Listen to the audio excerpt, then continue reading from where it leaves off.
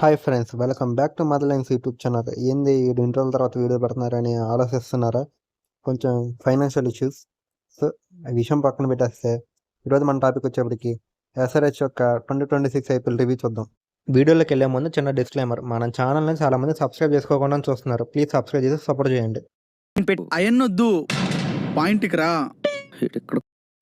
League స్టేజ్లో SRH యాక్చువల్గా 18 పాయింట్లతో 3వ ప్లేస్లో ఫినిష్ అయింది.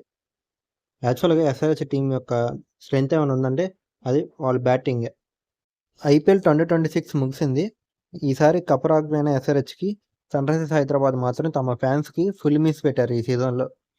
నిజంగా ఒకనొక టైంలో వరుసగా 5 మ్యాచ్లు గెలిచి పాయింట్ టేబుల్లో టాప్ ప్లేస్లో ఉన్నారు.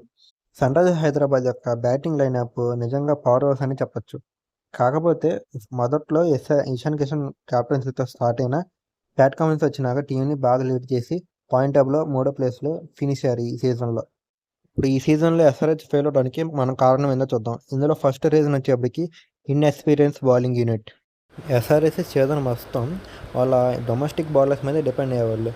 లైక్ ప్రభుల్ హింగే, ఇషాన్ మలింగ, జైనేద్ ఉనాద్కట్ ఇలాంటి డొమెస్టిక్ ఇన్ఎక్స్పీరియన్స్ బౌలర్స్ మీద డిపెండ్ అయ్యేవాళ్ళు. అఫ్కోర్స్ డొమెస్టిక్ బౌలర్స్ బాగానే పర్ఫార్మెన్స్ ఇచ్చారు ఎస్ఆర్హెచ్కి, కాదంటలేదు. కాకపోతే ఇప్పుడు మీరు ఆర్సీబీ టీం తీసుకుని అందులో ప్రైమ్ బౌలర్స్ ఎవరున్నారు? భువనేశ్వర్ కుమార్. మళ్ళీ ఢిల్లీ క్యాపిటల్స్ తీసుకుని మిచెల్ స్టార్క్. మళ్ళీ ఇప్పుడు ముంబై ఇండియన్స్ తీసుకుంటే అందులో బుమ్రా. అలాగా ఎస్ఆర్హెచ్కి అలా ప్రజెంట్ హ్యాండిల్ చేసే బౌలర్లు ఒక్కళ్ళు కూడా లేరు. అదే మైనస్ పాయింట్ అయిపోయింది ఈ ఇయర్ సీజన్లో. ఇప్పుడు ఎస్ఆర్హెచ్ టీం 300 స్కోర్ చేసినా వాళ్ళు డిఫెండ్ చేసుకోవాలనుకున్నా వాళ్ళ దగ్గర సరైన బౌలర్స్ ఉండాలి కదా. ఇన్ఎక్స్పీరియన్స్ బౌలింగ్ యూనిట్ పెట్టుకుంటే ఇప్పుడు వాళ్ళు కూడా అపోనెంట్ టీం కూడా సేజ్ చేసేయగలదు. సో ఎస్ఆర్హెచ్ టీం మాత్రం నెక్స్ట్ సీజన్ మంచి బౌలింగ్ యూనిట్తో రావాలి. ఇంకా నెంబర్ 2 వచ్చేప్పటికి openers failure. Abhishek Sharma and Travis head మాత్రం ఈ ఇయర్ వాళ్ళ స్థాయికి తగ్గంత ఆడలేకపోయారు.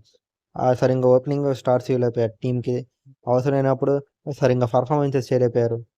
ఈ ఇయర్ ఎస్ఆర్హెచ్కి బాగా ఆడిన ప్లేయర్ ఎవరైనా ఉన్నారంటే అది హెన్రిక్ క్లాసింగ్ భయ్య. నిజంగా అసలు ఏమన్నా ఆడా 600 పైన రన్స్ కొట్టాడు ఈ ఇయర్లో. నిజంగా తన పర్ఫార్మెన్స్ మాత్రం మెచ్చుకోవాలి. ఇంకో ప్లేయర్ ఎవరు ఉన్నారంటే ఇషాన్ కిషన్. కాకపోతే తను ఇంపార్టెంట్ మ్యాచెస్లో సరిగ్గా పర్ఫామ్ చేయలేదు కానీ తను మాత్రం బాగానే ఆడాడు. Number 3 middle order failure. యాక్చువల్గా నితీష్ కుమార్ రెడ్డి బాగానే పర్ఫార్మెన్స్ ఇచ్చాడు ఎస్ఆర్హెచ్ టీంకి. అటు బౌలింగ్లోనూ బ్యాటింగ్లోనూ బాగానే పర్ఫార్మెన్స్ చేశాడు. కాకపోతే తన తర్వాత సరైన బ్యాట్స్మెన్ లేడు. అది మైనస్ పాయింట్ అయిపోయింది ఎస్ఆర్హెచ్ టీంకి. ప్యాట్ కమిన్స్ తను నిజంగా ఏమీ పర్ఫార్మెన్స్ చేయలేదు భయ్య ఈ ఇయర్. ఎస్ఆర్హెచ్ టీంకి తనే మైనస్ పాయింట్. తను వచ్చినాకే అసలు టీం సరిగ్గా సెట్ కాలేదు. ఎవరు సరిగ్గా పర్ఫార్మెన్స్ చేయలేదు కూడా. ఇంకా number 4 spin bowling failure. SRH టీంకి సరైన స్పిన్నర్లే లేరు. ఎప్పుడైతే రషీద్ ఖాన్ని వీళ్ళు రిలీజ్ చేశారో అప్పటి నుంచి ఎస్ఆర్హెచ్ టీం పతనం స్టార్ట్ అయింది.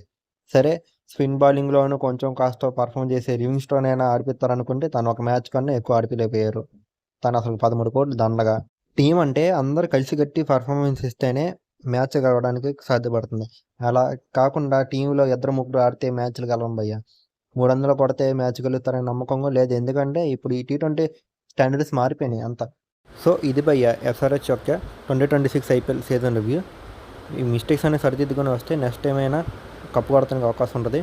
చూద్దాం నెక్స్ట్ ఇయర్ ఏం జరిగిద్దో. ఈ వీడియో కానీ నచ్చితే లైక్ చేసి షేర్ చేసి సబ్స్క్రైబ్ చేయండి. Thank you for watching. Have a next day.